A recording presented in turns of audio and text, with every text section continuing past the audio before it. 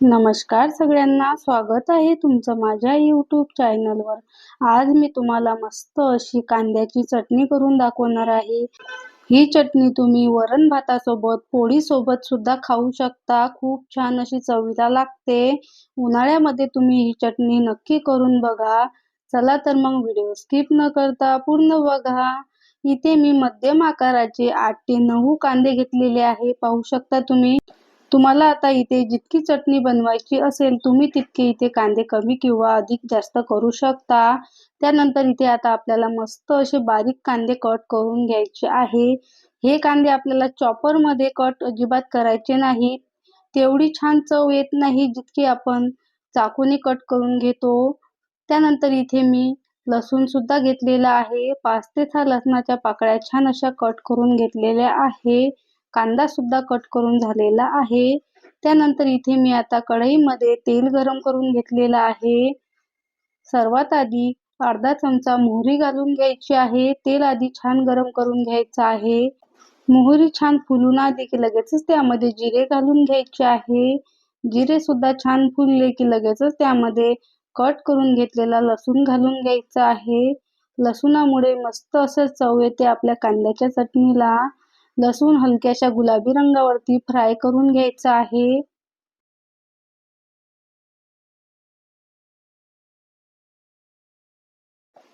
लसूण आपला इथे छान फ्राय झाला की लगेचच त्यामध्ये कट करून घेतलेला कांदा घालून घ्यायचा आहे।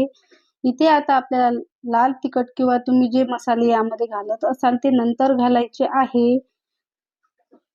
कांदा आपल्याला छान असा मिक्स करून घ्यायचा आहे आणि त्यानंतर यामध्ये मी मीठ घालून घेणार आहे। मीठ आधी याच्यासाठी घातलं की कांद्याला छान असं पाणी सुटते आणि कांदा शिजायला मदत होते।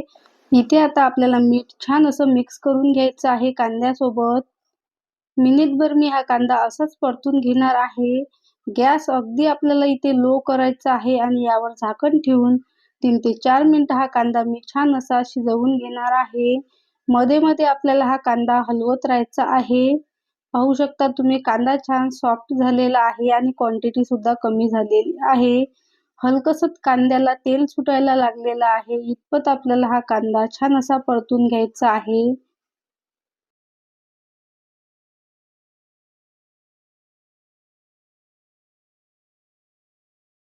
इथे आता आपण कोरडे मसाले घालून घेणार आहोत। अगदी बेसिक मसाले घातलेले आहे। पाव चमचा हळद घालून घ्यायची आहे। लाल तिखट घालून घ्यायचं आहे। लाल तिखट तुम्ही तुमच्या आवडीने इथे कमी जास्त करू शकता। माझं हे लाल तिखट थोडं कमी तिखट आहे।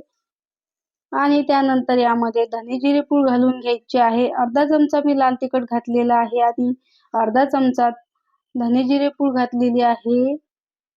हे छान असं मिक्स करून घ्यायचं आहे।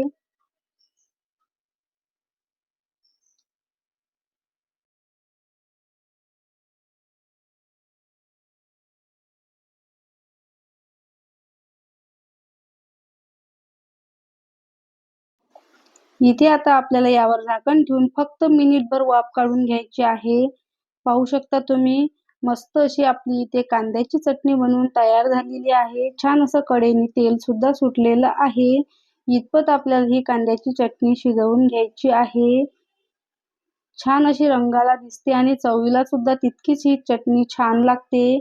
उन्हाळ्यामध्ये मस्त अशी भन्नाट अशी रेसिपी ही कांद्याच्या चटणीची बनवून तयार होते। तुम्हाला सुद्धा खूप आवडेल।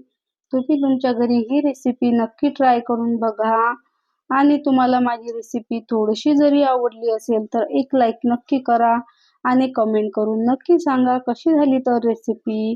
चॅनलवर नवीन असाल तर सबस्क्राईब करायला विसरू नका।